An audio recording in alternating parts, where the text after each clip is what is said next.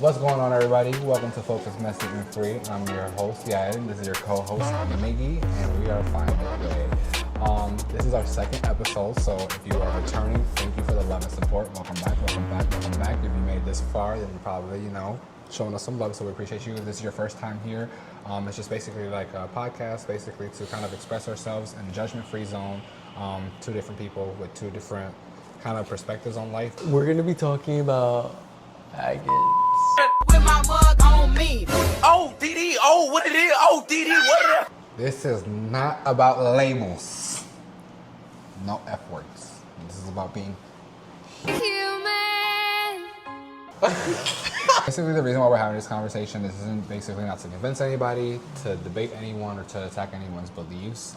This is basically kind of us sharing our real life experiences. It kind of ties into what to expect in this podcast. Moving further, kind of lets you guys know a little bit more of our personalities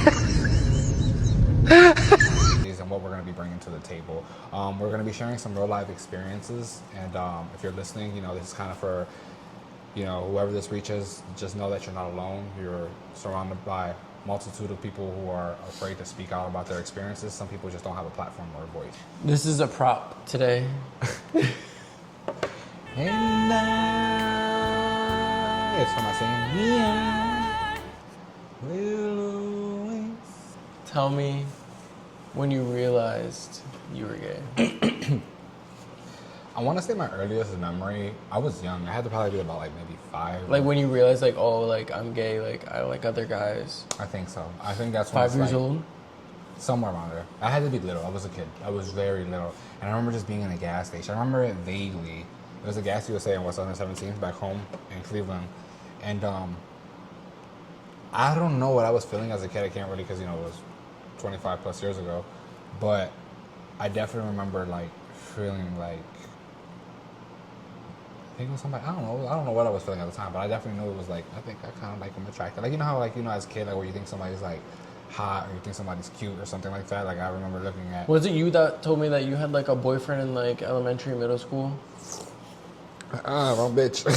Somebody told me that. Who wasn't me? That they had boyfriends holding their bags and Oh no, I wasn't. Where I came from, I ain't play that. They didn't play that shit. I got that shit. I denied that shit. I took that shit to the grave.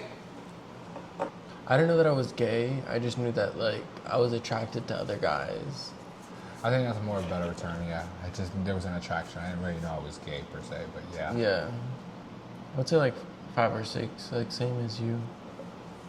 It's about when curiosity starts kicking in. That's when, kids normally start playing house and stuff like that. Who did you first tell when you first came out, I guess? I think it was my best friend. Shout out Izzy, bestie. Oh, that's right. When I came out to my parents, I had a guy over, and then my parents came home from work, and I was like, hey guys, this is my boyfriend.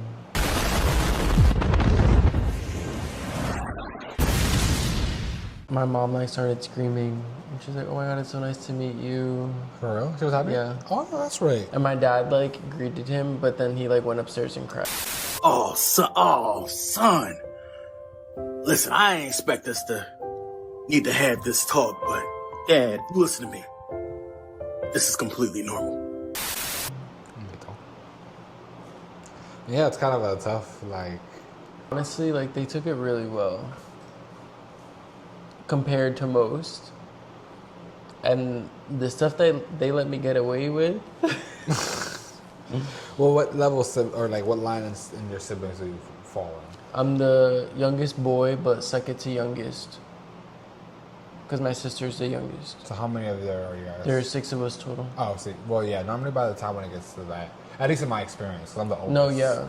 But I was super independent growing up. I was always traveling for cheer or out with my friends.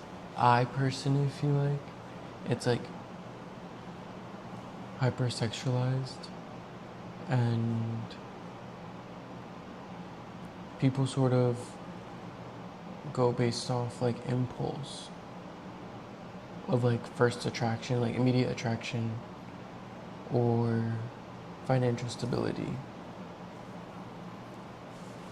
I'm gonna ruffle a lot of feathers. I feel like I don't know everybody else's experiences. Like you just said, you had a very great experience with your coming out story, but a lot of people don't always have that safe haven when they come out. You know what I'm saying? So a lot of them get put out into a very cold world, and they have to figure out who they are very, very fast. And for a lot of people who are younger, even older people, like how many people have we met that, you know, back in their generation, it wasn't free for them to be themselves. You know what I'm saying? So you have a lot of like 40, 50-year-olds, you know, we see them all the time that are like still figuring themselves out, and it's just like they didn't have that freedom. So I guess a lot of times you kind of look for like-minded people like you because of what you experience, maybe, you know, around people that you can't be yourselves, maybe family, whatever the case may be. And then you get into this community, especially as a young, you know, I've been in this community since I was, 17 years old? You know what I'm saying? So I've been... That's when you came out? Well, yeah, I was in high school. So, like, what year? Like... Probably 2012, 2013, maybe. No, I mean, like, were you, like, a sophomore, junior, or senior? I think I was a freshman. You came out freshman year? It was either freshman year or sophomore year, one of the two. I think I came out junior year. Really? Mm-hmm. I think it was, I want to say sophomore year, maybe. No later than sophomore year. How was that experience for you? It like I forgot what happened. I think it had to do with like how was it like in school? Like how did you like face it? So I come from a tough city back home. How did it come out too? Like let's start there. I don't remember how there was a listen. But I also didn't help the case neither because I had a fucking. You could tell that I was. He tried it. So they just knew like they had a smart ass mouth. You know what I'm saying? Like I just be like. They're like, oh, that's a girl. So growing up, I got like 6 sisters. You know what I'm saying? So I was quick with it at the moment. The most smart asses I would be. So arguing with females like this is very natural to me. I didn't realize that, you know, you're not really supposed to argue with females like that because I didn't know that. So you can say, so I was quick without being there fighting with them. So, you know, people really could probably, I guess, tell in high school. But it got to a point. I remember this one girl. She tried to. Did I tell you about that? The one girl. Yeah. She said a girl tried to fight him. She tried to like dead. I was like, how mad did you get someone like that? I forgot about that. Actually, a girl tried to fight me too. I think she even tagged me on Facebook and wrote everybody, like tell everybody, Omar's gay and I'm gonna fight him lunch period. But she was like tagging me, and I would never forget. Like my one time, me and my really good friend Louis, Tito, shout out to you if you're watching. And this one girl, she had came up to her and she was like, he's gay, aren't you gay? Aren't you gay? And I'm like, no, I'm not gay. By the way, to everybody that I tried to fight in high school, when y'all asked me if I was gay, to all of y'all that I tried to fight, I sincerely apologize. I was just... The only reason he did that was because he was hurting inside. She was hurting. It was a me thing. It was a touchy subject. Now, I want to say it was... I forgot something. It was a situation that happened. I was talking to a friend of mine, so like, I think her parents told me that they were gonna like call my parents and tell them that I was gay. So I was like, I'm gonna tell my parents first, and I went to go tell my mom, and she was like, What are you saying? What are you saying? I don't think she really What showed is much this? emotion at the time, but I can tell it bothered her. But I'm pretty sure she called my grandfather and cried. Can't confirm nor deny that, but It'd be like that. I feel like our parents or like the older generations or like just like mature generations, this is their kid and they don't want their kid to like have to go through any like pain or suffering just because of their sexuality. Yeah, that's true. I think for me it was a little bit easier too because I have an aunt who kind of like was, you know, she we share the same lifestyle. You know what I'm saying? So I kind of feel like she took most of the hit because we're so close in age. We're about 12 years apart, and that's like she's the baby of like the family. You know what I'm saying? Like my mom and siblings and stuff like that. So it was like I feel like it was a little bit like she kind of took more so of like more of the hits, and then like it was a little bit easier for me coming out because it was like okay, they had already went through the oh my god with her. You know what I'm saying? So, but it wasn't easy at all. And like I said, I think the toughest part about that all that ties in, circling back to what we were saying, I think ties into what the community is. For a lot of people, it can be very chaotic, very hectic. Their coming out stories. A lot of people have very different coming out stories, and you kind of go seeking that support in the community. But you and I very well know that it's a very just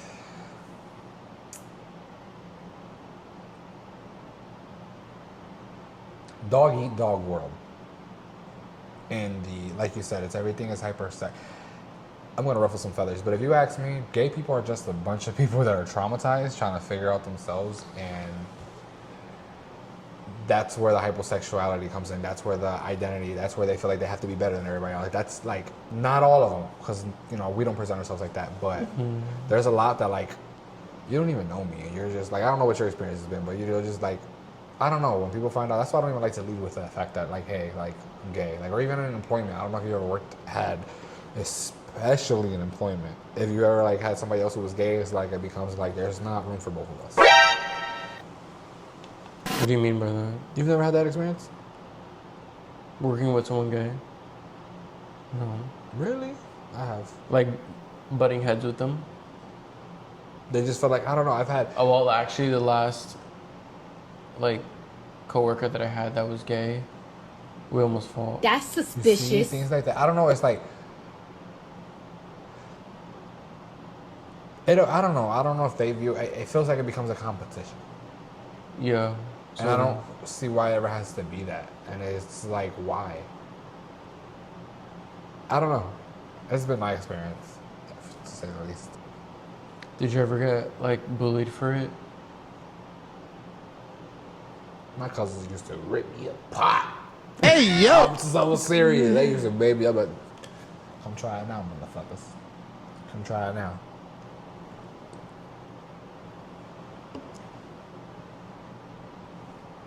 Only they can do that. You know what I'm saying? So it's like anytime anybody else said something, it was always shut down. I definitely dealt with people in school and stuff like that, but like I said, the homegirl tried to fight me. Was trying to out me, talk about that. That's a form of bullying. Talking about she was gonna tell the whole school. I was scared. Or there was always many of us. I guess I was always kind of like a one to always kind of stand out.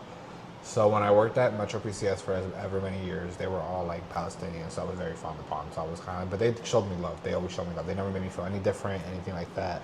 You know what I'm saying? So it was pretty cool. When I started working for the police department, it was kind of like, it just wasn't really talked about. You know what I'm saying? Like I definitely can't, I think when I was a dispatcher, and I think, I don't know if there was anybody before me, I don't know, maybe there was, but at least for my time period, like I came in there and I felt like I was attacked. So I had to make a statement. Like I think one time I came in there with high heels on. I don't even wear heels, but I think I have a picture, I'll find it. Matter of fact, Are you dead ass? I'm so serious. Why did you do that? Huh? Because I feel like I had to make a statement. Like you were trying to just like prove a point? Absolutely. Like I'm queer and I'm here. What's going on? Like To work. and I'm here to stay.